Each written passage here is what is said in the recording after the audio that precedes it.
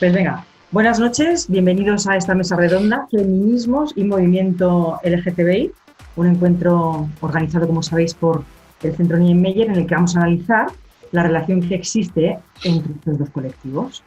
Dos grupos que, si bien en sus inicios se apoyaron y se necesitaron para lograr lo que hoy tenemos, últimamente parece que estén enfrentados. Ahora veremos por qué y vamos a intentar pensar en soluciones para que esto deje de ser así, porque poner el foco en lo que nos diferencia, en lugar de ponerlo en lo que nos une, pues seguramente no nos llevará a nada bueno.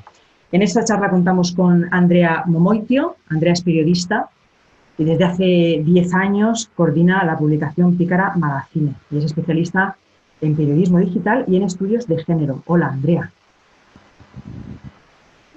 Yo no te escucho, Andrea. ¿No?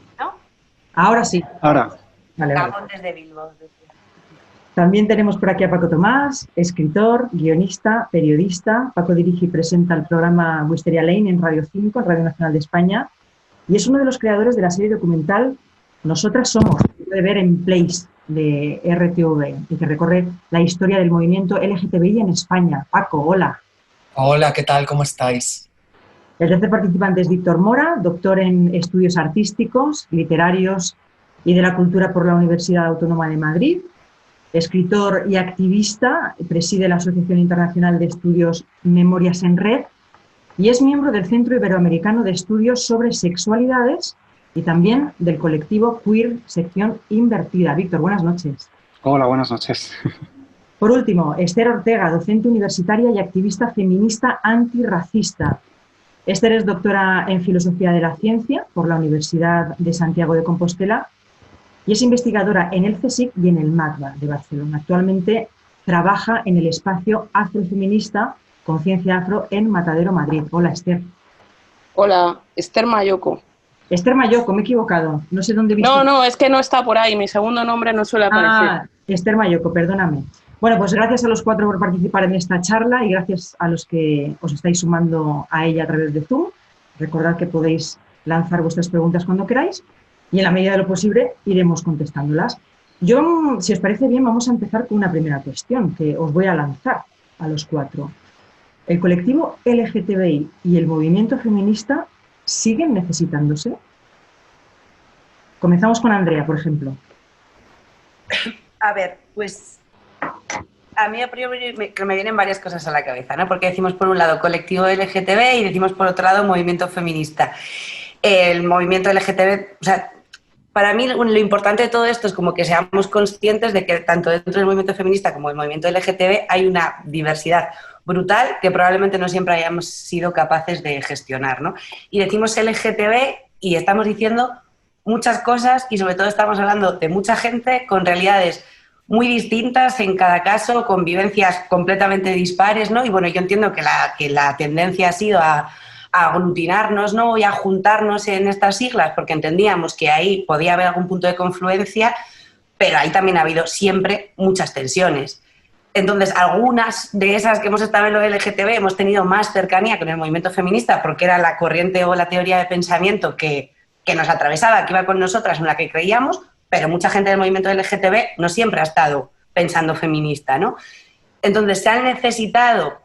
No sé si se han necesitado alguna vez, no sé si la relación ha sido tan cercana alguna vez, entiendo que ha habido momentos, que ha habido partes de ese LGTB que sí, ¿no? Las lesbianas hemos estado históricamente vinculadas al movimiento feminista, hemos estado bebiendo del movimiento feminista, nutriéndonos de él cada día, aportando, ¿no? Porque creo que ha sido algo que también ha quedado bastante invisibilizado tradicionalmente, pero no sé si, por ejemplo, la gente trans ha estado siempre tan vinculada al movimiento feminista, yo lo desconozco, ¿no? Entonces entiendo que son realidades muy complejas en las que tenemos que reconocer que siempre ha habido muchas tensiones, porque las necesidades y las apuestas vitales de cada una han sido distintas en cada momento y según cuál fuera nuestra vivencia y el eje que nos atravesara, ¿no? O sea, Marlaska, ¿no? ¿Marlaska ha estado con el movimiento feminista alguna vez? Pues no lo sé. No sé si su vivencia, sus necesidades, su apuesta política tenía que ver con la apuesta que hacemos las feministas, ¿no? Yo entiendo que uno de los problemas es que en eso LGTB cabemos mucha gente y que llegar a acuerdos y a consensos es difícil y que algunas apostamos y vivimos feminista y otras no. Y bueno, pues vamos gestionándolo como podemos en cada momento. No sé si he dicho algo o no he dicho Has nada. dicho cosas maravillosas. Paco, ¿qué Yo piensas? estoy absolutamente de acuerdo con Andrea. No sé si en este debate vamos a estar todo el rato de acuerdo, pero estoy de acuerdo con Andrea y yo incluso diría que nosotros hemos repetido mucho el movimiento LGTB bebe del feminismo.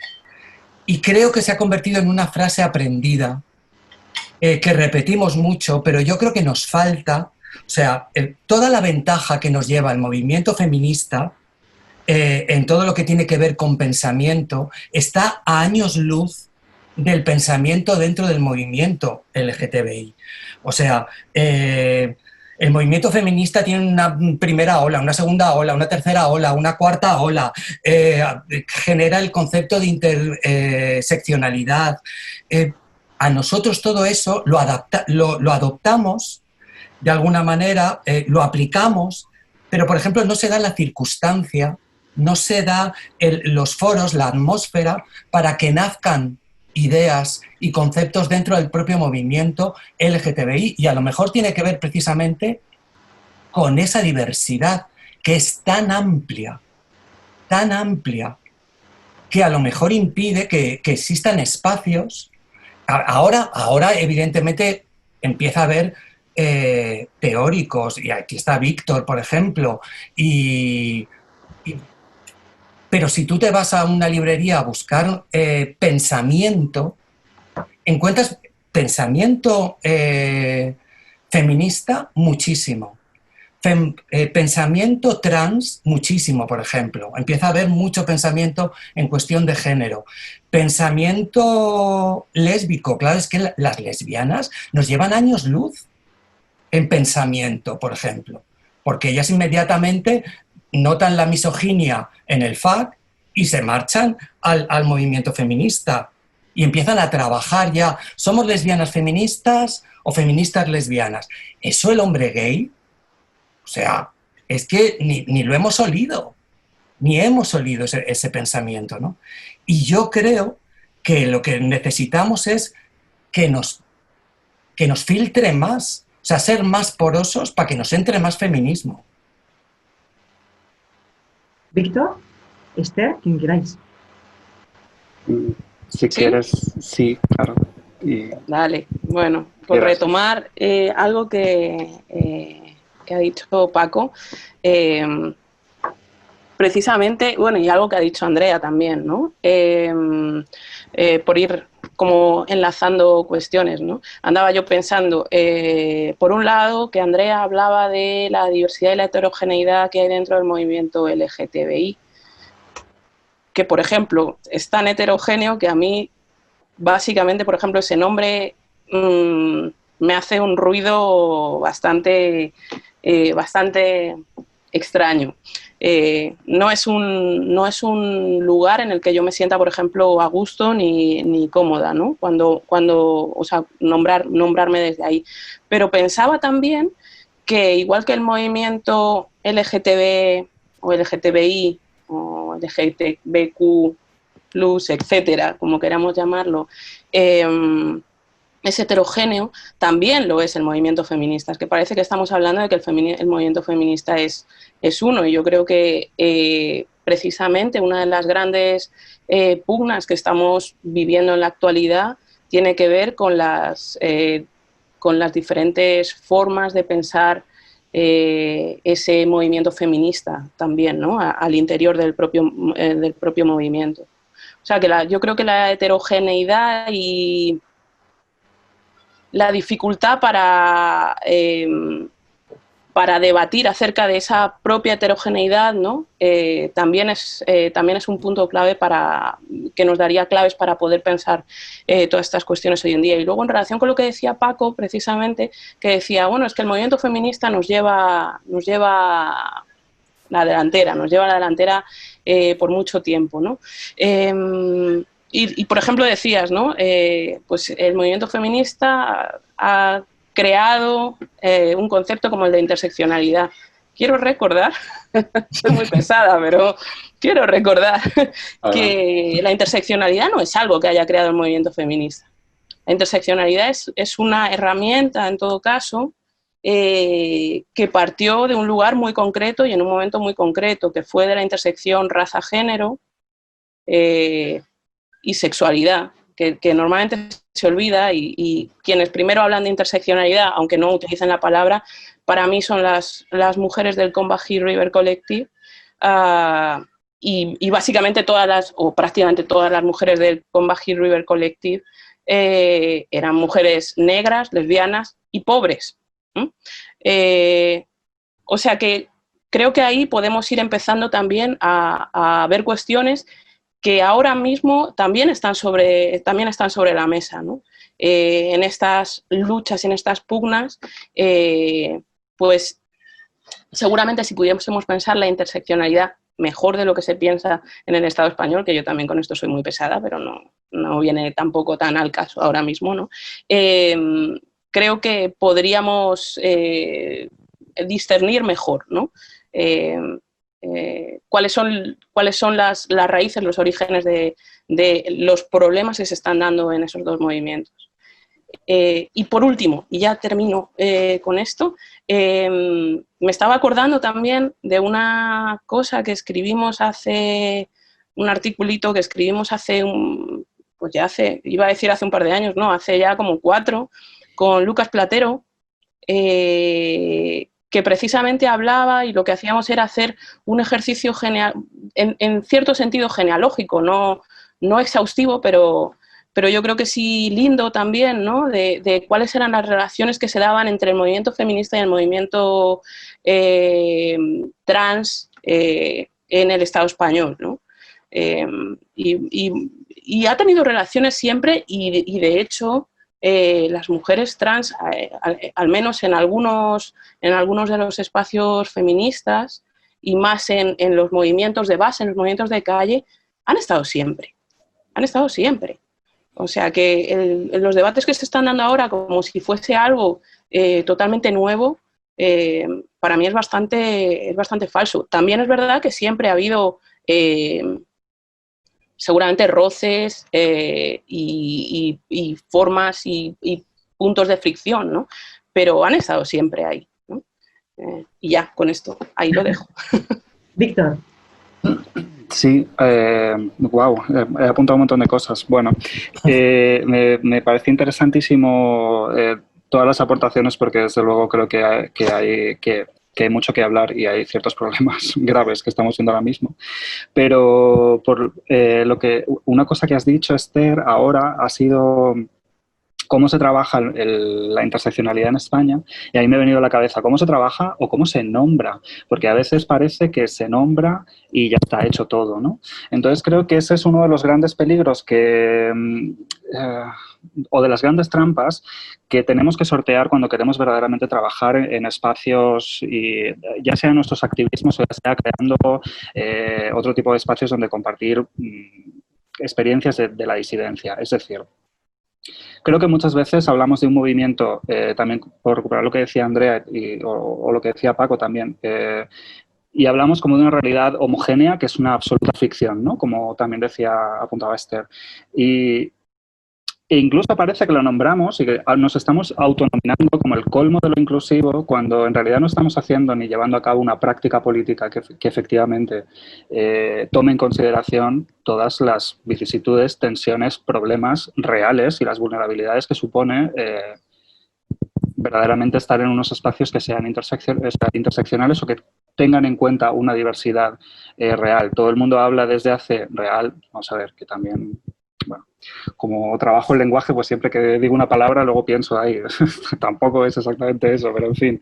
Lo que quiero decir es que si recordamos, LGTBI se dice hace muy poco, es decir, no es que estemos en contra de las siglas como una manera de visibilización, pero a mí me parece que siempre hay que ejercer un pensamiento crítico y estar muy alerta porque me parece un lugar desde el que fácilmente un tipo de sujeto nos podemos conformar y siempre va a ser el mismo tipo de sujeto, es decir, el que puede conformarse porque efectivamente está habitando un privilegio. Entonces creo que si nos conformamos con nombrar y hablar de un movimiento LGTBI que efectivamente, como decía Andrea al principio, en absoluto contempla un tipo de realidades ni de narrativas homogéneas ni de experiencias transferibles, es más probable que estemos cayendo en una trampa de homogeneización que tiene más que ver con convertir a un sujeto de, por y para el consumo. Entonces creo que eso sí que es peligroso, en el sentido de que, bueno, creo que es importante siempre estar en el debate de cuál es el sujeto político de todas las luchas y que creo que tradicionalmente es el pensamiento feminista quien lo ha puesto esto en juego de una manera más, bueno, pues en la que entraban otro tipo de cuestiones como el cuerpo, pero también el tema de la racialización, también el tema de la clase, también muchas más cosas que otro tipo de movimientos de activismo social no contemplaba o dejaba como siempre para ese luego que nunca se llegaba a tratar, ¿no? Y que eran claramente insuficientes porque han seguido brotando cuestiones. Y creo que también es importante, simplemente, no sé si me estoy haciendo un lío, seguro que sí, pero en fin, ya creo que tenemos tiempo para ir debatiendo, que es muy importante también, creo, distinguir entre la genealogía, la práctica, o sea, la genealogía teórica, tanto feminista que también la que estamos normalmente más acostumbrados a estudiar, los que ya hemos estudiado tarde y entonces ya tenemos estudios de género en la universidad, que tampoco hace tanto, pero bueno, es la canónica y es la occidental y entonces tenemos una serie de lecturas y eso ha generado también que contemplemos una tradición feminista y pasemos por alto otro tipo de tradiciones o de planteamientos que vienen, no sé, o sea, el feminismo chicano, por ejemplo. Yo conocí la interseccionalidad pues a través de Anzaldúa, por ejemplo. Entonces, quiero decir que son cosas que también generan una tradición y que no significa que esa tradición sea absolutamente complementaria de la práctica política ni, desde luego, que no sea absolutamente contextual. Entonces, me parece que hay muchas líneas teóricas feministas, hay una canónica, que es la que más o menos manejamos, quienes nos dedicamos a esto, y hay después muchas prácticas políticas, y hay después muchos activismos, y a veces, como lo queer, van antes que la teoría. Es decir, creo que siempre el activismo va antes que la teoría. Creo que siempre hay como una razón práctica y una razón social y vital de la que después la academia se ocupa cuando ya ha visto que hay determinadas consecuencias en las calles, ¿no? y que hay efectivamente cuestiones que permanecían invisibles. Entonces, bueno, creo que según la línea de pensamiento teórico que yo conozco, pues sí, efectivamente, el movimiento LGTB, que también, insisto, es una ficción, porque creo que sería más lógico hablar de movimientos y de tensiones y de encuentros y desencuentros, que hemos tenido siempre muchos. Para mí, o sea, tal y como yo lo he estudiado y tal y como yo lo he vivido, no es separable del feminismo, no es separable del feminismo teórico, ni es separable después en fin, pues de implementar prácticas feministas dentro de lo que han sido las asambleas, bueno, que yo he ido habitando en mis activismos, pero que siempre han sido, bueno, pues, colectivos, digamos, que pertenecientes más a la versión crítica que no a la institucional. Entonces, pues es de donde puedo hablar también. Y ya está. No sé si he creado un follón, lo siento, ya me disculpo de todo. No, tranquilo. No. De cosas tan interesantes que nos digo un follón. Centrándonos en el colectivo LGTBI o en los movimientos, como tú dices, LGTBI, a mí el hecho de que haya heterogeneidad, o sea, el hecho de que sean heterogéneos a mí me encanta, pero lo que me preocupa es la falta de cohesión. ¿Cómo resolvemos esa falta de cohesión? A ver, pues que a veces igual no puede resolverse, ¿no? Igual no hay necesidad tampoco de que se resuelva, ¿no? Es que ahí cabemos tanta gente con tantas maneras de ver y de habitar el mundo tan distintas que es que a veces son irresolubles, ¿no? Yo esto lo pienso mucho también cuando hace igual un tiempo yo tendía a pensar más pensando en los movimientos feministas también, ¿no? En plan de, venga, a ver, hay que encontrar puntos de encuentro, si todas vamos en el mismo barco, hay que... Hace un tiempo para aquí me estoy dando cuenta de que cómo vamos a ir todas en el mismo barco, que es mentira, que no vamos en el mismo barco, que vamos en barcos distintos y de hecho vamos chocándonos a veces unas contra otras, ¿no? O sea, que a veces también esta idea de, bueno, vamos a intentar encontrar puntos de encuentro, pues depende con quién. Yo hay gente con la que no quiero ningún punto de encuentro, o sea, todo lo contrario, quiero que estén lo más lejos posible de mi planteamiento, de mi vida, de mis activismos, de de todo, ¿no? Entonces, a mí esta idea de tratar de cohesionar cosas que, pues es que a lo mejor no es posible. No sé. No me habéis pillado en el día más optimista, también os digo, ¿eh? Yo tengo Llevamos una semana. pero también es una duda lo que tengo, ¿sabes? O sea, es una percepción, no es una verdad absoluta, ni muchísimo menos. Es solo una percepción. Siento que la actualidad nos está reclamando sinergias, nos está reclamando de alguna manera una unidad, porque de repente hay un enemigo que se ha materializado claramente, ¿no? Y siento, no lo sé, es solo un sentimiento. Si vosotras consideráis que no es así, me lo decís. Siento que 4 décadas de neoliberalismo a lo mejor también han influido en que hayamos construido un activismo más individualista y un poco más endogámico. Es un pensamiento solo. Víctor, Esther, adelante. Sin nada, ahí nos deja eso, Paco, ¿sabes? Ahí os lo coméis, claro. No, porque vosotros seguro que tenéis la respuesta y me ayudáis a entenderlo. Nada, andaba yo pensando, ¿no? Precisamente en esto último que has dicho, ¿no? Si tenemos un activismo más individualista en función del sistema, digamos, en el que estamos. Seguramente algo de eso hay, pero estoy muy de acuerdo también con lo que planteaba Andrea, que, bueno, es que a veces no hay necesidad de seguir los mismos caminos, es que no tenemos que estar en los mismos lugares, ¿no? Andrea hacía la metáfora del barco y fíjate que a mí se me venían ciertos barcos a la cabeza o sea, vais a pensar que se me va a veces la olla, pero en realidad a mí se me venían a la cabeza las imágenes, porque las tengo muy frescas, porque trabajo con ellas, ¿no? De cómo iban las personas negras esclavizadas en los barcos, ¿no? Y digo, bueno, es que igual no solo no ir en el mismo barco, sino en qué condiciones y en qué tipo de barcos vamos cada quien, ¿no? A veces es que no, ya os digo, a mí me parece un poco lo mismo, ¿no? No hay necesidad de forzar cosas que de suyo no se van a dar. Es decir, seguramente con Grande Marlaska yo tenga cero, absolutamente cero que ver, aunque nos puedan poner dentro de ese paraguas que ya os he dicho que no me gusta, ¿no? De lo LGTBI. Pero también con Ana Patricia Botín. No tengo absolutamente nada que ver. Por ejemplo, ¿no? Por nombrar, no sé, 2 figuras públicas y de todos conocidas, ¿no? Y digo lo de Ana Patricia Botín porque podría decir otras, ¿no? Pero a mí me daba la sensación que, por ejemplo, en el movimiento feminista en los últimos años veía una parte, no sé, no voy a decir que desdeñable, ¿no? Pero que era como, para mí era bastante representativo, ¿no? De si se va a estar más cerca, si el movimiento feminista va a estar más cerca de alguien como Ana Patricia Botín,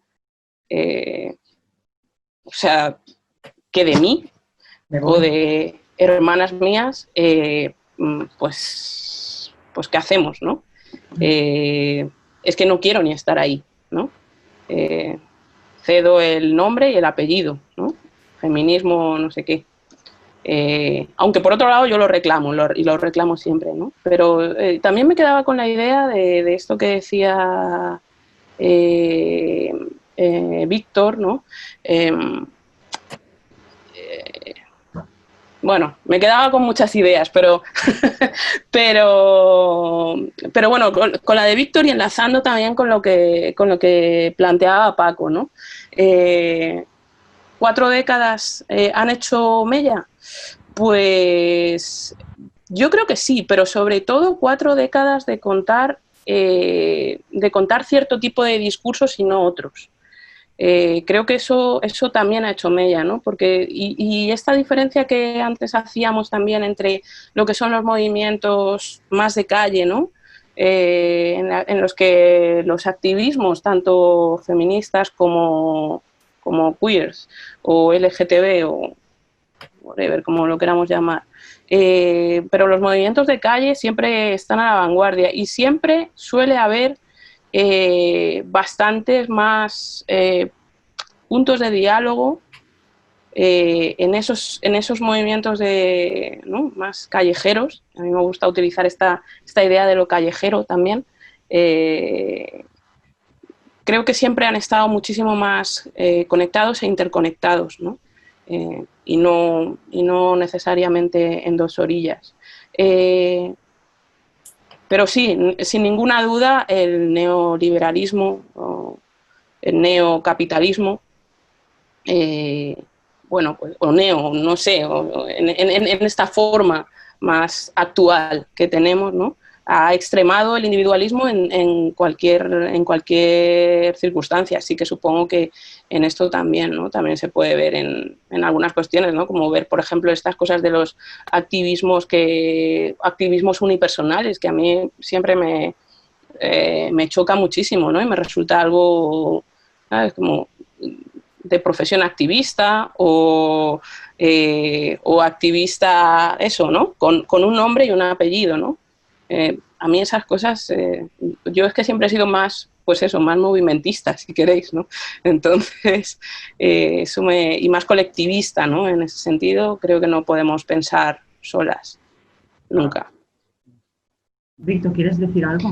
Sí, bueno, no sé si habías terminado. Sí, perdona. No, también yo me enrollo como... Bueno, tenemos tiempo, ¿no? O sea, o no, ¿sí? No me entero de nada, como veis, pero es que esto me parecía súper interesante, pero a mí es que sí hubo un momento, fíjate, que me parecía importante reivindicar la palabra, porque de pronto se puso activista desde ciertos discursos de la derecha como si fueras terrorista, ¿no? Como equiparando, bueno, es que estos activistas, tal, ya como, no, perdona, activista tiene un contenido muy positivo, no, en fin, pero en fin, esto es otra cuestión. Pero respecto a lo que decías, que me parece súper interesante de estas 4 décadas y que además sería interesante hacer una comparativa que no tiene nada que ver en muchas cosas, pero en ciertas otras sí, con las otras 4 décadas pasadas que tuvimos, que es que el franquismo, vaya. Pero bueno, por partes, voy a ver si consigo decir algo útil. Creo que el neoliberalismo al que te refieres, Paco, o sea, con esta pregunta de si nos ha hecho más individualistas, yo creo que pues sí, ¿no? Pero aparte creo que ha generado estas ficciones de esta ilusión de colectividad, como si fuera un producto, es decir, hemos devenido camiseta por tallas estandarizadas en Zara y pone feminista, y pone queer, y pone LGTB. O sea, ¿qué sentido tiene esto? Pues que se ha creado esta ilusión de colectividad que ya está absolutamente despolitizada y no significa nada en esa camiseta, porque obviamente esa camiseta pues no está fabricada en absoluto en condiciones feministas, por ejemplo, ¿no?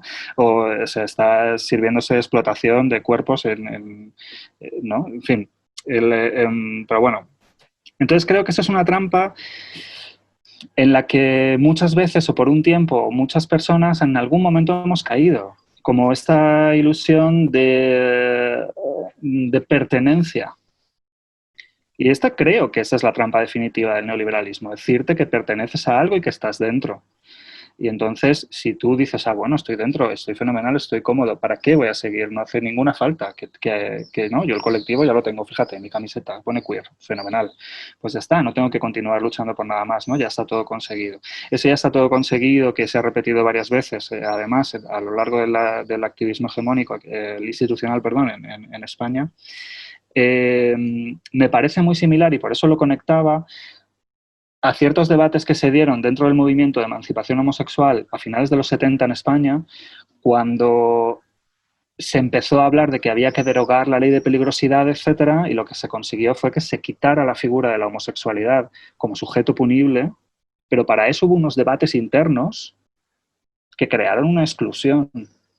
Unos debates internos dentro del propio movimiento de emancipación homosexual que quería generar un sujeto asumible y aceptable para esta nueva democracia, que era el varón, cis, blanco, burgués, que no era en absoluto afeminado. Y esos debates, algunos de ellos se llamaban los debates de la loca, porque lo que se quería echar de las primeras filas era la travesti, era la trans, era la marica plumera, pues era como todos los que podían ser, cuidado, no vaya a ser demasiado escandaloso y ya no nos vayan a incluir, ¿no? Entonces creo que en una trampa similar a esa siempre hay, y ahora me parece que estamos enfrentando eso, que en realidad hablamos de movimiento y hablamos de colectivos, creo que demasiado a la ligera y sin hacer una crítica a que puede que haya sido una pelota que nos ha devuelto muy tramposa este neoliberalismo del que hablas, ¿no?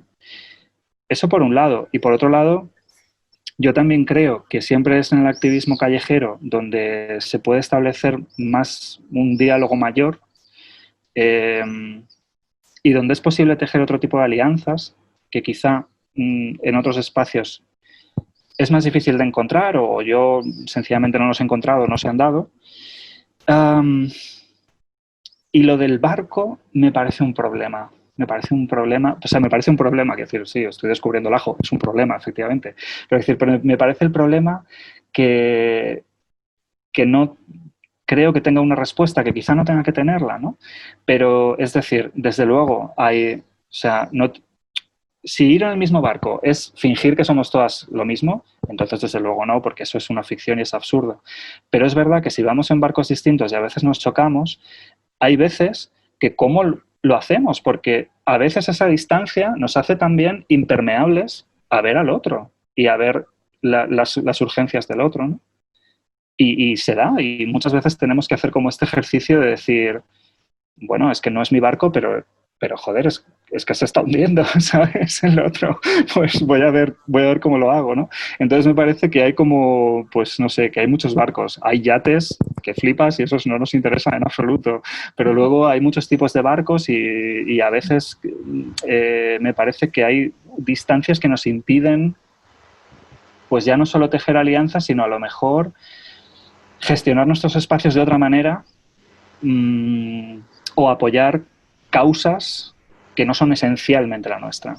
Y entonces al final siempre va a haber una desigualdad tremenda, ¿no? Porque siempre va a haber algunas que por defecto, por carga histórica, van a tener más visibilidad. Y creo que es contra eso. Pero por eso me parece que es un problema irresoluble, que creo que no hay que resolver con una respuesta, pero que me parece como muy la clave de la historia que estamos discutiendo, vaya. Además de la falta de cohesión que se da dentro del colectivo, yo creo y todos creemos y lo vemos, que hay conductas que son bastante intolerables. Por ejemplo, conductas racistas dentro del movimiento LGTBI. Sobre todo porque la mirada más común, como tú decías antes, Víctor, es la del hombre blanco, siempre es igual. Esther, tú que luchas sobre todo contra esto, dinos, ¿qué hacemos? ¿Cómo lo combatimos? Revisarse, hay que revisarse, ¿no? Claro, mira, nosotros desde la gente las personas racializadas, ¿no? Que tenemos dos tipos de conocimiento. Uno es el conocimiento académico, etcétera, ¿no? Y otro es el conocimiento experiencial. No solo nos pasa a las personas racializadas, les pasa normalmente a casi todo el mundo, ¿no? Pero más allá de eso, normalmente nosotros decimos que hay una... Bueno, aquí en España no se hacen básicamente así en líneas generales, y sin líneas generales no se hacen estudios de... no se piensa en cuestiones de raza y racialidad. Esto siempre se vincula, siempre, con cuestiones de migración. Eso por un lado. Por otro lado, en estos estudios de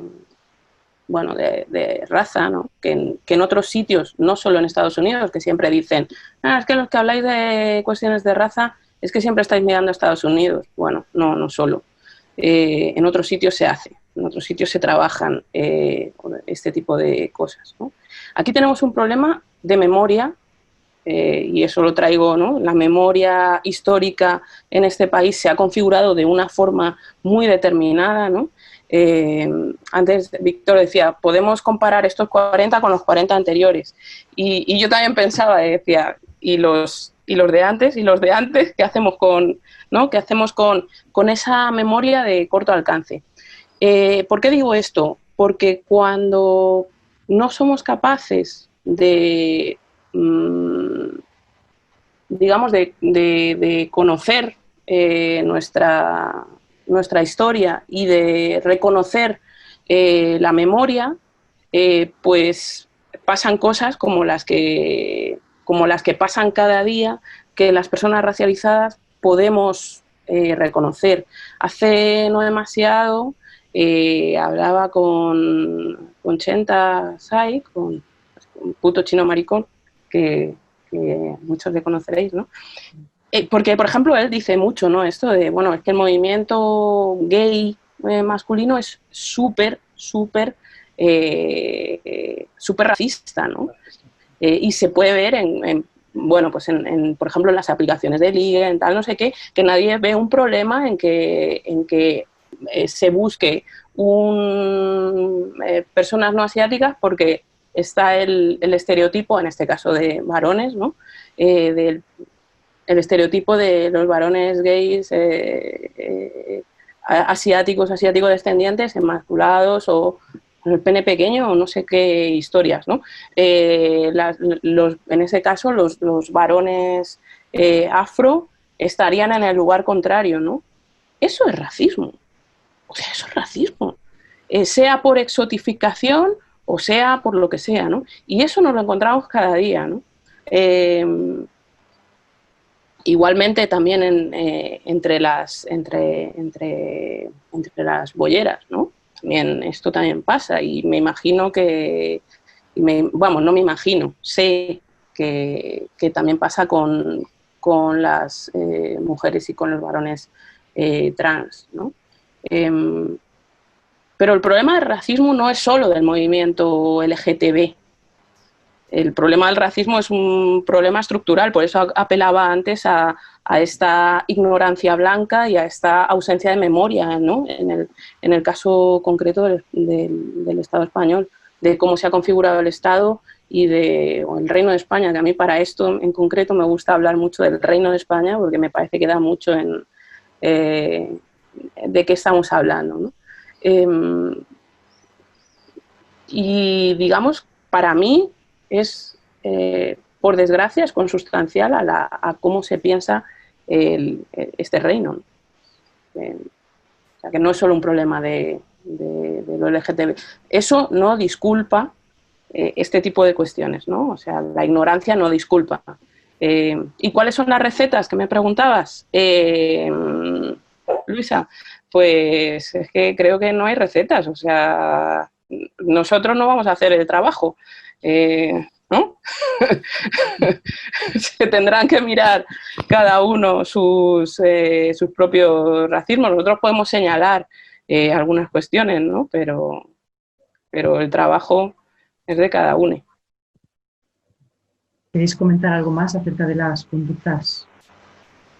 Yo estoy absolutamente de acuerdo con Esther que el racismo es un problema estructural.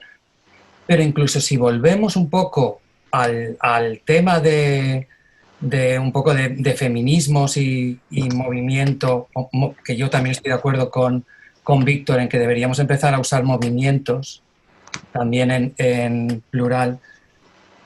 Es verdad que el movimiento, que el colectivo de hombres gays es racista. Es que si pensamos que el colectivo de hombres gays ha liderado el movimiento LGTBI durante mucho tiempo, quizá provocamos que el movimiento LGTBI pueda acabar teniendo conductas racistas, conductas xenófobas, conductas misóginas, machistas, porque está liderado por tíos. Y tíos que no han tenido en esos 40 años de los que tiene el movimiento LGTB en España no han tenido un momento de pararse a deconstruirse. A veces tengo la sensación de que hemos sustituido el heteropatriarcado por el homopatriarcado, pero sigue siendo patriarcado.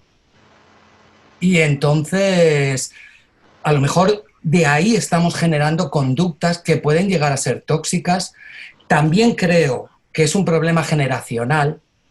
O sea, creo que hay nuevas generaciones que están empezando a cambiar eso, pero quizá en ese choque del que hablábamos de feminismos, movimientos LGTBI, a lo mejor el hecho de haber estado liderado casi siempre por tíos pueda tener algo que ver. ¿Queréis añadir algo más los demás acerca de estas conductas? ¿No? Bueno, hace poco, os habéis enterado todos, hubo bastante polémica a raíz de un documento firmado por algunos políticos del PSOE, entre ellos Carmen Calvo, la vicepresidenta del Gobierno, que ponía en duda algo que reivindica el colectivo queer, y es la autodeterminación sexual de cada individuo. Víctor hace así con la cabeza, no sé si lo estoy diciendo mal. No, perdón, no, pues seguro. Vale. No, yo si me equivoco me decís, te estás equivocando, Luisa, no pasa nada. No, pero bueno, que creo que hablaba de la teoría queer, pero ya a lo mejor dijo también colectivo queer, ¿por qué no? Pero creo que hablaba de la teoría en este caso. De la teoría queer, un texto que hizo que la Federación Estatal LGTB saltara y denunciara, como sabéis, que se está atentando contra la dignidad de las personas trans. Empieza tú, Víctor, porque entonces, ¿qué pasa? Que no es así lo que decía... No, perdona, en absoluto. Sí, solo que me chocó, o sea, que ya me chocó bastante cuando lo leí esa misma mañana y es muy, muy chocante, no tanto en realidad, pero bueno, simplemente como estamos hablando de esto, de problematizando cosas muy específicas como colectivos, movimientos, etcétera, tal, de pronto este argumentario aludía como al peligro de la teoría queer, ¿no? pero que creo que en ningún momento dijo, lo cual no lo hace mejor, pero creo que en ningún momento dijo colectivo queer, pero que da lo mismo, simplemente me había hecho esa distinción. Pero bueno, ¿qué podemos decir sobre esto? Salió este argumentario, creo que hay unos intereses detrás que son de muchos tipos y hay un interés detrás muy fuerte que creo que es político, pero esto es una opinión, no tampoco voy a entrar a decir nada que yo no sepa, sino simplemente... me parece que creo que detrás del texto están algunas personas que ya tuvieron un episodio bastante polémico en verano, que fueron las escuelas feministas de Rosario Acuña, se llaman, creo, de Gijón. De Gijón. Sí. Que se vuelven a repetir ahora, por cierto. ¿No? Sí, y las plazas se han acabado en 2 días, creo que anunciaban muy orgullosamente. Bueno, en fin, la cuestión es que trataron en esa escuela y yo vi... Todas las ponencias en YouTube están disponibles si queréis, pero bueno, porque tenía que escribir un artículo sobre ello y tal. Y bueno, aseguraban desde una posición que autodenominan como feminismo radical, sin hacer tampoco como... O sea, quiero decir, creo que apropiándose de una genealogía del feminismo radical de una manera un poco como mínimo discutible y diciendo que lo único que querían es debatir tranquilamente sobre el peligro que supone lo queer.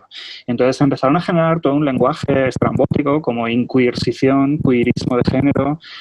También utilizaron lo que han utilizado otros grupos fascistas, ¿no? Como la ideología de género o ultracatólicos, asociado a lo queer y tal. Y desde bastante desde un desconocimiento total, creo yo. Y aparte... sin la intención real de debatir, es decir, allí no había ningún debate. No había nadie que tuviera una opinión distinta. Es decir, eran unas escuelas en las que todas estaban enfocadas contra estas teorías. Entonces el problema no es la teoría, de hecho ha salido un artículo, ahora lo busco porque no recuerdo el nombre del autor, lo acabo de leer esta mañana, que habla sobre qué es la teoría queer y por qué importa tan poco. Es el contexto de Nuria Balao. Eso, Nuria Balao, gracias, perdón. Fatal para los nombres, ¿no? Me lo he apuntado. Y me parece interesantísimo porque explica lo queer y efectivamente da a entender por qué importa tampoco en el marco en el que se intenta poner como una excusa para en realidad crear una división en contra sobre todo de las personas trans, pero especialmente de las mujeres trans. Es decir, está bastante focalizado.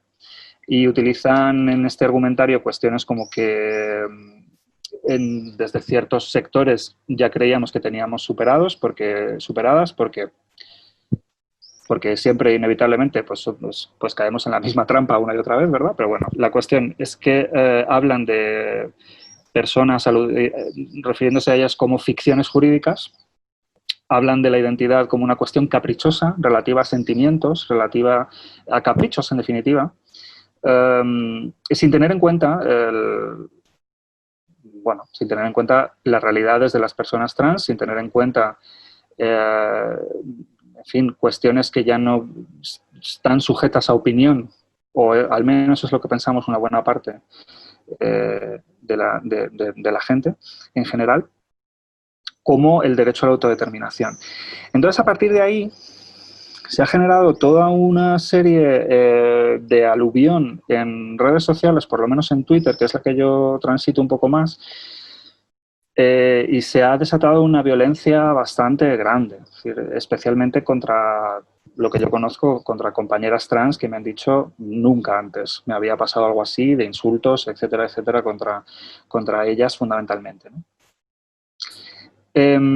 Parece que lo que se quiere poner en cuestión es que esta supuesta teoría queer, que es una gran amenaza en este argumentario, lo que va a suponer es el borrado de las mujeres. Esto es lo que se argumenta. Y entonces se dice como que con nuevas palabras como por ejemplo cis, como diciendo esto es una... Ya no somos mujeres, sino que somos cis. Esto no tiene ningún sentido, ¿no? Entonces, bueno, yo dije el otro día que el yo no soy cis, soy mujer, es el mismo yo no soy heterosexual, soy normal de los 70 y los 80, que también se decía, ¿no? Es decir, si parece que siempre que se señala determinado apellido, parece que te están borrando en vez de que se esté ampliando como la vista para ver un poco más lejos y ver cuál es las realidades que nos rodean. De todas formas, no quiero estar hablando 7 horas, porque además me parece que todo lo que diga es como bastante básico y que aquí tampoco estoy aportando nada nuevo, pero bueno, creo que estamos en un momento bastante crítico y de mucha virulencia respecto a este tema ahora mismo, que además, en fin, pues está teniendo una respuesta también bastante contundente, pero no sé muy bien lo que yo no alcanzo a entender, y esto es una pregunta que lanzo por si alguien conoce o puede tener alguna idea, ¿por qué elegir este momento? O sea, es que yo creo que no puede ser nadie tan torpe como para que no sea a propósito. O sea, que me parece que cuando se inicia es el mes del orgullo, pues ya no es un día en una semana, sino que es un mes, se lanza este argumentario. Me parece una cosa que no entiendo, ahí no entiendo cuál es la estrategia. Pero en fin, creo que se están escribiendo muchísimos textos estos días sobre este tema que son muy críticos y que están muy bien y que creo que ha despertado también a una parte que ha dicho llevamos demasiado tiempo con cierta tibieza y tenemos que ser contundentes para responder a determinados ataques, porque a mí me parece que esto es un ataque, efectivamente, que no llama a ningún debate. ¿Qué pensáis los demás, Andrea? Que te veo con muchas ganas de hablar.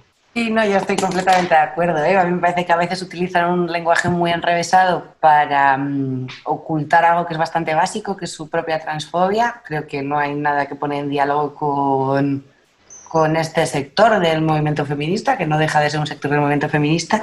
Y a mí lo que me preocupa es el poder que tiene ese sector, ¿no? Me preocupa la presencia y los altos cargos que tienen en partidos políticos, me preocupa la presencia que tienen en universidades, me preocupa el poder y el dinero que tienen, la verdad. Eso me preocupa porque me parece que nos deja, bueno, pues no te voy a decir una situación de vulnerabilidad, pero que estamos peleando con unas gigantas que tienen muy claros cuáles son sus privilegios y que no van a dejar que cambien para nada, ¿no? Y luego a mí la pregunta que siempre me viene a la cabeza es ¿a qué le tienen tanto miedo?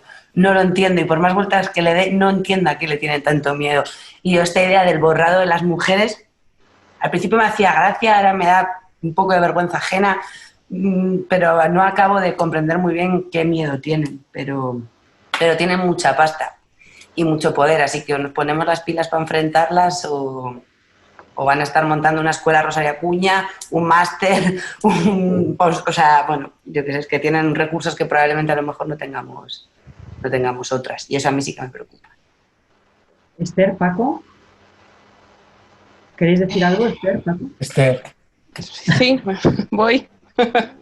No, bueno, de acuerdo, la verdad es que, pues, jolín, estamos todos de acuerdo, ¿no? Pero no, o sea, yo creo que es muy preocupante, por un lado. Creo que se están dirimiendo, y esto también es opinión personal, creo que se están dirimiendo cuestiones políticas que tienen que ver con... Bueno, tienen que ver claramente para mí también con el feminismo, porque tienen que ver con las líneas políticas feministas dentro de ese gobierno de coalición, ¿no? Por ahí leía también un artículo que algo de esto hablaba también, hoy o ayer, no sé, no me acuerdo. No me acuerdo de dónde leía el artículo tampoco, es un poco como Víctor, que de repente es como, mierda, leí esto ayer o antes de ayer y no me acuerdo exactamente de dónde, ¿no? Pero era algo que yo venía ya pensando, ¿no? Que creo que es eso, que se están dirimiendo cuestiones políticas en el plano del Estado, ¿no? Por otro lado, es una ofensiva que no es solo en el Estado, o sea, y eso también lo sabemos, es una ofensiva, digamos, a nivel global, ¿no? Y tampoco es de ahora, ¿no? Tampoco es algo nuevo, aunque es verdad que se está recrudeciendo, ¿no? Y bueno, esta cosa de lo del borrado de las mujeres en la teoría queer es que, bueno, es que es algo, para empezar, es algo como que no tiene ni pies ni cabeza, ¿no? O sea, yo siempre, o sea, cuando escucho estas cosas digo, pero ¿realmente alguien que hace algo de esto ha leído algo de lo que consideran teoría queer? Con la que yo luego puedo ser súper crítica, ¿no? Pero es como, no sé, no acabo muy bien de entender en cuál es la base de esos argumentarios, ¿no? Entonces, otra vez volviendo a repensar en ese borrado de las mujeres, o en ese borrado, ¿no? En tanto que mujer como categoría sexo, ¿no? Eh, y yo decía, bueno, pues es que, o sea, no sé, para mí supongo que supongo que por muchas cosas, ¿no? Pero para mí es tan evidente que son categorías absolutamente culturales, ¿no? De las que, como también antes decía Víctor, tantas hemos sido siempre expulsadas, ¿no? Vuelvo otra vez atrás, ¿no? En esos recuerdos de teoría feminista también, porque yo alguna vez que me he metido en alguna pequeña polémica con estas cuestiones y les he recordado, no sé, algo básicos para ellas, en teoría, ¿no? Como, yo qué sé, como Simone de Beauvoir, ¿no? Cuando dice esta cosa de no se nace mujer, digo, bueno, o sea, que no lo digo yo. No lo digo yo, lo dijo Simone de Beauvoir, que para vosotras, ¿no? Es la figura que tendría que estar ahí en el pedestal. Pero ya pensando un poco más en este tipo de cosas, ¿no? Pues en ese borrado de las mujeres, es que a muchas de nosotras, como digo, siempre nos han borrado, ¿no? A las lesbianas nos han borrado, no tampoco hay que irse muy atrás. O sea, me estoy acordando, por ejemplo, y tengo que decirlo, ¿no? O sea, me estoy acordando de, por ejemplo, un texto de hace año y algo, que salió en el diario.es, de Luisa Posada, en el que, por ejemplo, ¿no? Planteaba esta cosa de las alianzas, ¿no? Del sujeto del feminismo y las alianzas. Y en esas alianzas posibles, o sea, ella decía, bueno, se pueden hacer alianzas, ¿no? El sujeto del feminismo es el sujeto mujer, pero se pueden hacer alianzas, ¿no? Y entonces en esas alianzas hablaba de las personas trans, ¿no? Del colectivo LGT o LGB, o no sé muy bien exactamente. Entonces yo decía, digo, maravilloso, o sea, las lesbianas volvemos a ser, podemos ser aliadas, gracias, ¿no? Aliadas del feminismo, muchas gracias. Pero también es más, decía, o con otros colectivos, ¿no? Como las negras, y yo ya no daba crédito. Bueno, no daba crédito y sí, porque realmente esa es la posición de alguien que se cree, ¿no?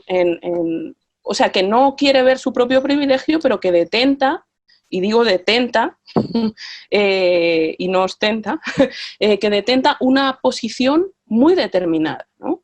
De un sujeto muy determinado que además quiere sustituir a otro sujeto, ¿no? O sea, quiere sustituir al sujeto que es quien ha detentado históricamente el poder. Ahora lo tenemos nosotras, dirán ellas, y de aquí no nos movemos, ¿no? ¿Qué es esto de que ahora aquí quieran entrar? ¿No? Deben pensar ellas. Sojourner Truth, en 1851, ya les planteó este tipo de cosas. O sea, el debate no es en absoluto nuevo. Sojourner Truth dijo, ¿acaso no soy yo una mujer? En la convención de las mujeres de, no sé, de dónde era, Akron o Chicago, bueno, no me acuerdo exactamente, ¿no?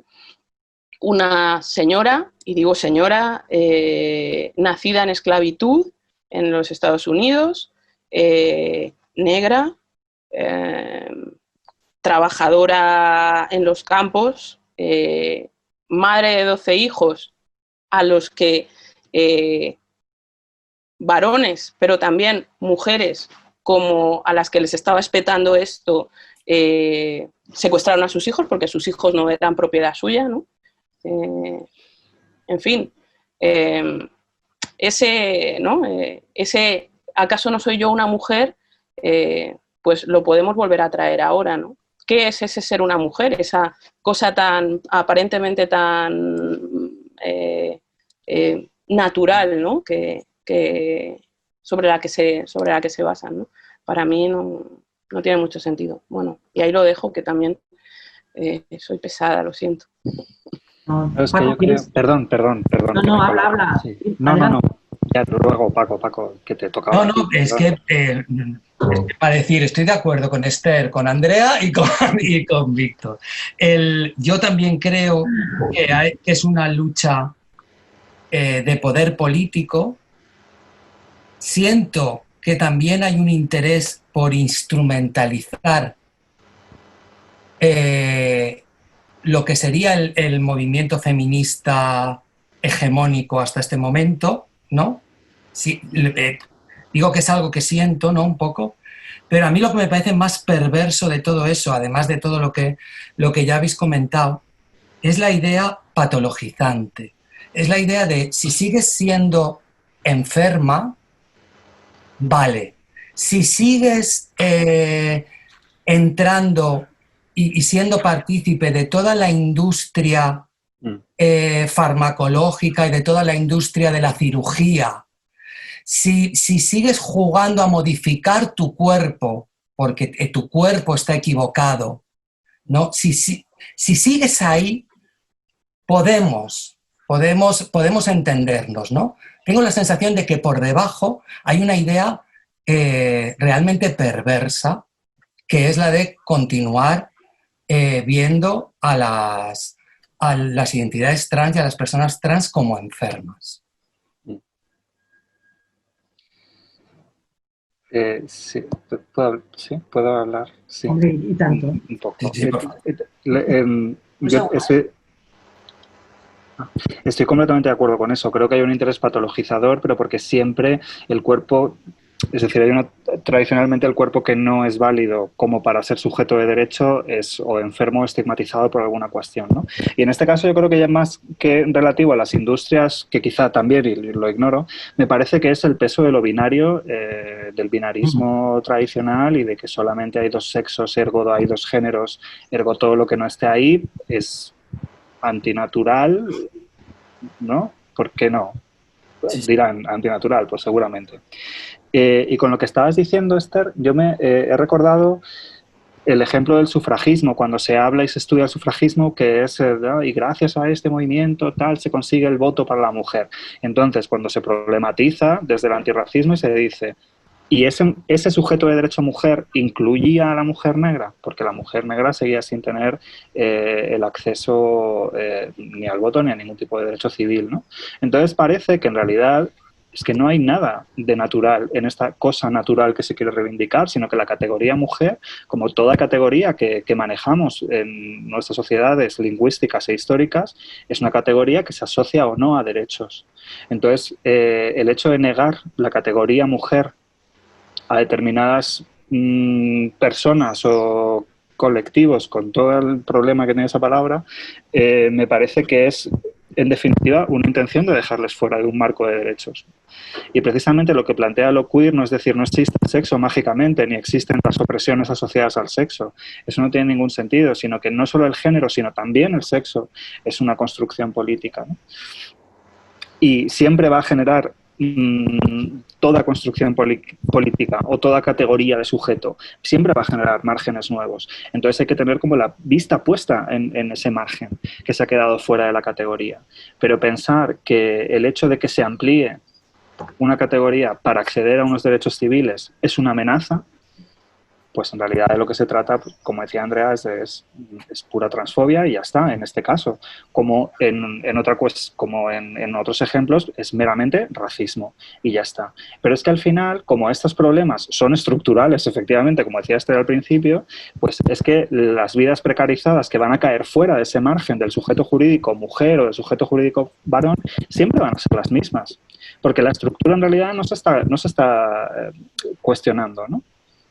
Entonces, al final, si efectivamente las personas trans están sufriendo ahora más acoso y violencia por todo este argumentario transfobo, en realidad va a recaer más sobre las vidas más precarias. Es decir, la trans migrante que está haciendo el trabajo sexual ahora mismo va a sufrir una violencia mayor.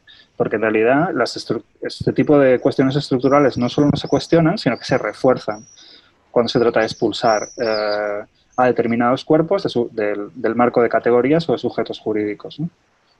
Ya está, era eso. Chicos, uno de los puntos que más ha enfrentado a los movimientos feministas y a los movimientos LGTBI, ¿estáis de acuerdo conmigo?, ha sido la gestación subrogada. A mí me interesa mucho saber qué pensáis de esto. Sé que es un tema que podemos estar aquí hablando 27 horas, pero ¿qué pensáis? Es que la gestación subrogada no es una demanda del colectivo LGTB. Lo sé. Ya, eso pasa. Entonces, no sé por qué alguien decide que forma parte de nuestra agenda. Es que no. Entonces, claro, cuando de repente sucede este enfrentamiento, o sea, las personas que más utilizan la gestación subrogada son heterosexuales. O sea, de repente parece que forma parte de nuestra agenda. No, no forma parte de nuestra agenda. Luego ya podemos entrar en si a mí me parece inmoral. Y me parece un atentado a los cuerpos y a la mujer y a una serie de historias, ¿no? Pero pensar que forma parte de las demandas de la agenda de la población LGTBI, no. Es que yo eso no lo compro. ¿Queréis decir algo los demás? Andrea. Sí, yo estoy de acuerdo, a mí eso siempre me ha llamado mucho la atención, ¿no? Que se ha situado mucho en el marco de lo LGTB cuando yo hice hace años un reportaje, no me acuerdo de los datos, pero eran muy pocas las parejas de hombres gays que lo utilizaban, ¿no? Lo que pasa, claro, que lo habían hecho muy visible, porque parejas heterosexuales se iban a otros países, volvían con un bebé y era fácil relativamente que que nadie sospechara que no era un hijo biológico suyo. Pero claro, cuando empezó a ser una realidad un poco más habitual entre parejas de 2 hombres, pues bueno, las preguntas eran evidentes. ¿De dónde ha salido esta criatura, no? Y eso, bueno, siempre me ha llamado la atención y no sé si también hay quizás en eso cierto discurso homófobo, ¿no? O cierta homofobia, ¿no? Al situar tanto una cuestión tan polémica dentro de un grupo de personas que en la práctica pues no son en realidad quienes más acceden a este servicio, no sé cómo llamarlo. Yo estoy en contra de la gestación subrogada. No, siento que no tengo muchos argumentos, tampoco es una cosa que me sale pues probablemente del útero, pero me sale que no, y no es un tema tampoco que haya trabajado mucho más allá de este reportaje que os digo, hace años, pero sí que hay un impulso que lo rechaza, que mi cuerpo rechaza ese planteamiento, pero bueno, estoy abierta al debate y al diálogo como con casi todo, menos con las fobias y las violencias. Víctor. Bueno, yo solo por apuntar que no, o sea, a ver, creo que también hay una cuestión, de homofobia, efectivamente, a la hora de apuntar cómo tratar de endulzar este debate, y también creo que hay una cuestión de racismo, porque en realidad la gestación subrogada es una práctica que no es nueva en absoluto, pero que ha empezado de pronto a preocupar mucho cuando ha empezado a pasarle a euroblancas, quiero decir, o ya estaba más ahí entonces la cuestión, ¿no? Entonces creo que también eso es importante. Es decir, que no ha salido nunca el debate de decir, que nos preocupa esto, bueno, pues vamos a poner la atención en desde cuándo y desde dónde y qué ha pasado, ¿no? Entonces creo que, bueno, que la gestación subrogada... Mónica Oltra dijo una cosa que me parecía interesante, y creo que se demostró que había empezado ya esta práctica un poco en redes de que no era un espacio quizá para el debate, sino que se trataba de un o conmigo contra mí. Y dijo que la gestación subrogada, como una práctica gestionada desde lo privado, era absolutamente imposible imaginarla en una sociedad democrática que quiera tender hacia un horizonte igualitario. Eso es imposible. Pero que después existan herramientas públicas para contemplar determinadas situaciones que ya ocurren, como por ejemplo una mujer que no puede tener hijos y su hermana decide gestar por ella, no sé qué, puede ocurrir, puede como plantear una familia que no es la nuclear, y que eso puede abrir determinadas cuestiones que jurídicamente sean complicadas. Bueno, pues que se contemplen estas cuestiones, pero que sea siempre desde luego una gestión desde lo público y con el foco puesto ahí. Y a mí me parecía que era un argumento, debatible, que era un argumento interesante, que era un argumento, quiero decir, por lo menos, ¿no? Porque en realidad me parece que cuando se habla del debate de la gestación subrogada, yo creo que no hay debate. O sea, creo que en realidad se trató, sobre todo desde Ciudadanos, de imponer un modelo que era absolutamente demencial, entonces, y a partir de ahí es que no había absolutamente nada que debatir, es decir, pero que después existan realidades que no pertenecen a la idea de familia tradicional que tenemos, existen. Que se tenga que gestionar desde lo público, porque al final la familia es la forma que tenemos de la transmisión del patrimonio, y al final es de eso de lo que va, pues bueno, vamos a hablar de esto. Pero vamos a hablar de esto teniendo en cuenta un horizonte igualitario y de derechos humanos, evidentemente. Y como eso lo gestiona lo privado, estamos perdidas, como con todo. Simplemente, por apuntar eso. Esther, ¿quieres decir algo? Básicamente, o sea, a mí me parece complicado también, ¿no? Desde el plano individual también me pasa un poco que desde las tripas me sale como, o sea, esto no. Por otro lado, creo que cuando hablamos de gestación subrogada, ¿no? Pues es que realmente no estamos poniendo, creo, los acentos donde seguramente haya que, o me da la sensación de que donde hay que ponerlos, ¿no? Efectivamente no estamos poniendo el acento en no se trata tanto para mí como esto que se suele decir, ¿no? Desde posiciones que es como totalmente contrarias a la gestación subrogada, ¿no? O a los vientres de alquiler en este caso, ¿no? Que es como muchas veces también se llama, desde precisamente desde esas posiciones, ¿no? Una mercantilización del cuerpo de las mujeres es una mercantilización del cuerpo, digo, no en estos casos de los que hablabas tú, Víctor, ¿no? Que pasan por otro lugar, que pasan como por lugares de familia o de redes afectivas, ¿no? En esos casos me parece como muy evidente que algo con eso tenemos que hacer, o sea, que nuestra legislación no puede ser a nuestra ni ninguna, ¿no? Me da la sensación de que habría que hablar de un marco de regulación en eso, para esos casos, ¿no? Y para el resto, pues no sé, es que precisamente es eso, ¿no? Lo que decía, me parece que eso, por un lado, para mí sería hablar de familias queer, ¿no? En esa acepción de lo queer, ¿no? De romper un poco precisamente serían como familias no normativas, por decirlo de alguna forma, ¿no? En las que los parentescos no son tan normativos como o de una normatividad diferente, ¿no? Pero en otros casos creo que de lo que deberíamos hablar es bueno, en qué marcos, ¿no?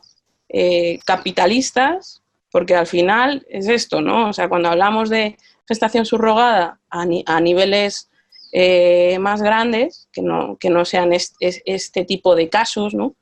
De lo que estamos hablando es de compra y venta en este caso, de potencial reproductivo, ¿no? Entonces, claro, en este sistema capitalista en el que estamos todos inmersos, pues el cuerpo se compra y vende por partes en muchas otras cuestiones, ¿eh? Esta no es la única, ¿no? Me parece complicado. Digamos que moralmente no soy en absoluto partidaria, pero en un mundo en el que todo se compra y se vende, querría escuchar también, por ejemplo, a quienes compran o venden, sobre todo a quienes venden, ¿no? Su potencial reproductivo. Claro, pero si te fijas, Esther, siempre ponen los ejemplos de Estados Unidos, que a mí me parece la sociedad a la que menos hay que imitar en el mundo, como concepto de estructura social, ¿no? Es esa sociedad neoliberal donde todo tiene un precio. Todo tiene un precio y tu consentimiento, siento yo, ¿no? Yo he hecho un viaje, de estar a favor de la gestación subrogada. A medida que iba hablando con activistas, a medida que iba conociendo a las personas que había dentro de colectivos a favor de la gestación subrogada, a medida que iba conociendo empresas, iba cambiando mi opinión a llegar a donde estoy ahora, ¿no? Porque, por supuesto, siempre están en contra de la explotación de granjas de mujeres en la India, están en contra de la situación que puede haber en otros continentes. Siempre te ponen el ejemplo profiláctico como guay de Estados Unidos, donde primero ya es una cuestión absolutamente de clase, porque ya es una cuestión de dineral, hablamos de mucho dinero, ¿no? Es que dan a entender que el consentimiento de esa mujer es su libertad, ¿no? Que estamos en ese neoliberalismo de mi libertad individual. Y yo creo que es un consentimiento precario, porque en una sociedad como es la sociedad estadounidense, donde te puedes curar del coronavirus, pero tienes que pagar $1 millón porque la sanidad cuesta lo que cuesta, a partir de ese momento tú puedes vender hasta un riñón, puedes vender hasta tus pulmones. O sea, en ese concepto de sociedad, ningún sí, o sea, me parece que sea realmente un sí. Siempre me parece que es una cuestión precaria, condicionada por el dinero. Sí, Paco, estoy totalmente de acuerdo contigo. Lo único que planteaba es que vamos a plantearlo así. O sea, vamos a hablar de que de lo que se está hablando es de una cuestión que pasa no por otros lugares o muy secundariamente por otros lugares que no sean el plano de lo económico, ¿no? Entonces, en ese sentido, como para mí era como posicionarlo desde ahí para poder pensarlo, si quieres, diferente o mejor, ¿no? Ya te digo, ¿no? Que a mí también creo que estamos también de acuerdo, ¿no? Que es como, moralmente, si quieres, no... obviamente no es algo que me parezca bien, pero sí que decía, ¿no? En esto de vender el cuerpo y sus partes, o el cuerpo o unas partes de los cuerpos, ¿no? Pues que precisamente hay un montón de agentes implicados, ¿no? Que tú decías, o sea, las empresas, ¿no? Los padres, los gestantes, los no sé qué, los no sé cuántos. Normalmente a las que nunca se escucha son a las mujeres gestantes, ¿no? En este caso. O sea, cuáles son sus condiciones precarias, ¿no? O quiénes son las mujeres que gestan en estos casos, ¿no? No sé, o sea que siempre estas cosas siempre me dan que pensar, ¿no? Sé que no es la misma analogía, ni muchísimo menos, pero siempre me acordaba cuando, bueno, yo hacía y hago cosas así como de estudios sociales de la ciencia y demás, ¿no? Y pues hace años, ¿no? Que en el grupo de investigación había bastante gente que estaba trabajando precisamente sobre todas las cuestiones que tienen que ver con reproducción asistida y demás. Y entonces era con esta cosa de la compra de óvulos por parte de las clínicas de reproducción asistida aquí en España, ¿no? Que en España, en el Estado español, que es uno de los lugares de Europa donde venía un montón de gente a hacerse tratamientos de reproducción asistida. Y por ejemplo, muchas de las clínicas compraban óvulos en Europa del Este directamente, ¿no? Porque era muchísimo más barato, ¿no? Comprar óvulos en Europa del Este y traerlos para acá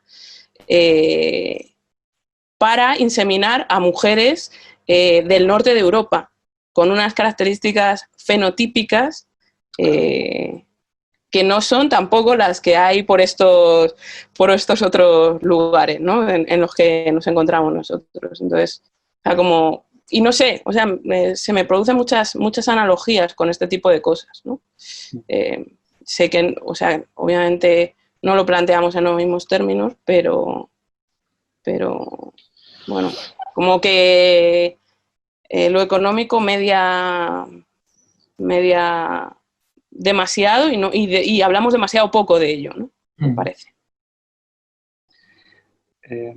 ¿Quieres añadir algo más, Víctor? Sí, perdón, como a raíz de esto y que creo que antes igual lo he explicado mal y no he dejado mi postura clara. Sencillamente lo que quería decir es que me parece que son debates distintos. Es decir, creo que la gestación subrogada, tal y como se está planteada, no es posible moralmente estar de acuerdo con eso.